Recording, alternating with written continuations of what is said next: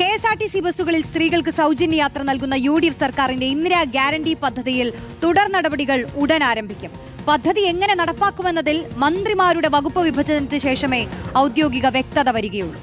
പുതിയ ഗതാഗത മന്ത്രി ചുമതലയേറ്റതിനു ശേഷം ധനവകുപ്പുമായി ആലോചിച്ചാവും ഫണ്ടിംഗ് പാക്കേജ് തയ്യാറാക്കുക. പുതിയ തീരുമാനത്തിൽ കടുത്ത ആശങ്കയുള്ള സ്വകാര്യ ബസ് ഉടമകൾ ഇന്ന് മുഖ്യമന്ത്രിയെ നേരിൽ കണ്ടേക്കും. ടി.വി. പ്രസാദാണ് നമുക്കൊപ്പം ഉള്ളത്. പ്രസാദ്, ഇപ്പോൾ ജെൻഡർ ടിക്കറ്റിംഗ് ഒക്കെ നേരത്തെ നടപ്പിലാക്കി എത്ര സ്ത്രീകൾ ഒരു ദിവസം കെ.എസ്.ആർ.ടി.സിയിൽ യാത്ര ചെയ്യുന്നുണ്ട് എന്നുള്ള കണക്കൊക്കെ ഏകദേശം എടുത്തു കഴിഞ്ഞെന്ന് തോന്നുന്നു. ഇനിയിപ്പോൾ അറിയേണ്ടത് ഏതൊക്കെ ബസ്സുകളിലാണ് സൗജന്യ യാത്ര, ഈ സൗജന്യത്തിന് അർഹതയുള്ള സ്ത്രീകളെ പ്രത്യേകം തരംതിരിക്കുന്നുണ്ടോ, അതോടൊപ്പം തന്നെ ഈ ഒരു പ്രൈവറ്റ് ബസ് അസോസിയേഷന് വലിയ എതിർപ്പുണ്ട്, അതെങ്ങനെ കൈകാര്യം ചെയ്യും? ഇത്തരത്തിലുള്ള പ്രധാനപ്പെട്ട ചോദ്യങ്ങൾക്കുള്ള ഉത്തരമൊക്കെ എപ്പോഴത്തേക്ക് പ്രതീക്ഷിക്കണം?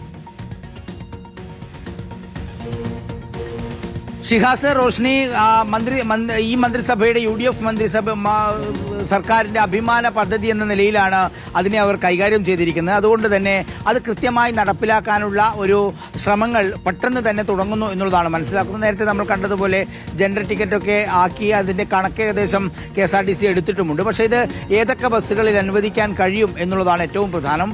ലോക്കൽ ബസ്സുകൾ, അതായത് നമ്മുടെ ഓർഡിനറി ബസ്സുകളിലും അതുപോലെ ഫാസ്റ്റ് പാസഞ്ചർ ബസ്സിലും മാത്രമായി നിൽക്കുമോ, അതല്ല എല്ലാ ബസ്സുകളിലും ഡീലക്സ്, സൂപ്പർ ഡീലക്സ് പോലെ മറ്റ് ജില്ലകളിലേക്ക് പോകുന്ന ബസ്സുകളിലേക്ക് അത് കൊടുക്കാൻ കഴിയുമോ? ഇനി അതല്ല, നേരത്തെ ഷിഹാസ് പറഞ്ഞതുപോലെ ഏതെങ്കിലും രീതിയിൽ ഒരു വിഭാഗങ്ങളായി തിരിക്കാനുള്ള സാധ്യതയുണ്ടോ എന്നുള്ളതാണ്. സ്ത്രീകൾക്ക് സൗജന്യ യാത്ര എന്നുള്ളതാണ് മുദ്രാവാക്യം എന്നതുകൊണ്ട് അതിൽ പ്രത്യേക ഒരു ഇത് വയ്ക്കാനുള്ള സാധ്യതയില്ല എന്നാണ് മനസ്സിലാക്കുന്നത്. എല്ലാ സ്ത്രീകൾക്കും യാത്ര ചെയ്യാനുള്ള സൗകര്യം ഉണ്ടാകുമെന്നാണ് മനസ്സിലാക്കുന്നത്. അതോടൊപ്പം തന്നെ സ്വകാര്യ മേഖലയിലെ സംഘടനകൾ വലിയ തോതിലുള്ള ഒരു പ്രഷർ ഇതിൽ ചെലുത്തുന്നുണ്ട് എന്നുള്ളതാണ്. പക്ഷേ അതിൽ ആ പ്രഷറിൽ വീണുപോകാനുള്ള സാധ്യതയില്ല. കാരണം ഞാൻ നേരത്തെ പറഞ്ഞതുപോലെ ഇവരുടെ ഒരു അഭിമാന പദ്ധതി ആയതുകൊണ്ട് തന്നെ ഇനിയിപ്പോഴുള്ള പ്രധാനപ്പെട്ട കാര്യം ഇതിന്റെ സാമ്പത്തിക വശമാണ്. കോടികളുടെ ബാധ്യതയാണ് ഓരോ മാസവും ഉണ്ടാകുന്നത് എന്നുള്ളതാണ്. അത് മറികടക്കാൻ എങ്ങനെ അത് ചെയ്യും എന്നതാണ്. സാധാരണ ടിക്കറ്റിന് പണം കൂട്ടിക്കൊണ്ടാണോ ഉണ്ടാക്കുക, അതല്ലെങ്കിൽ വേറെന്തെങ്കിലും രീതിയിലുള്ള ഫണ്ട് അതിനുവേണ്ടി കണ്ടെത്തുമോ എന്നുള്ളത് പ്രധാനപ്പെട്ടതാണ്.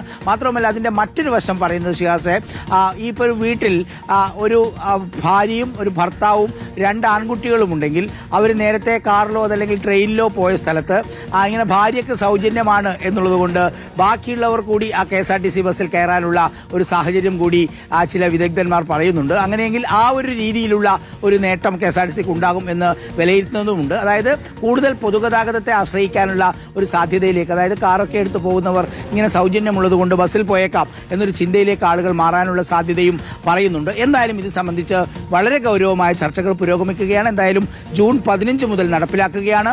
അതിനു മുമ്പ് ഒരു കൃത്യമായ ചിത്രം ഇത് സംബന്ധിച്ച് ഉണ്ടാകും. ഇന്നലത്തെ മന്ത്രിസഭാ യോഗത്തിലൊരു പ്രാഥമിക ചർച്ച മാത്രമാണ് നടന്നത്. വരും ദിവസങ്ങളിൽ ഗതാഗത മന്ത്രി അതിന് മുൻകൈ എടുത്തുകൊണ്ട് ചർച്ചകൾ ഏകോപിപ്പിക്കും, തീരുമാനങ്ങൾ നടപ്പിലാക്കും. ഇതിൽ നിന്ന് പിന്നോട്ട് പോകാനുള്ള ഒരു സാധ്യത കാണുന്നില്ല. സ്വകാര്യ ബസ് ഉടമകൾ കടുത്ത പ്രതിഷേധത്തിലേക്ക് പോകും. കാരണം അവരുടെ കാര്യം വലിയ ബുദ്ധിമുട്ടിലാകും.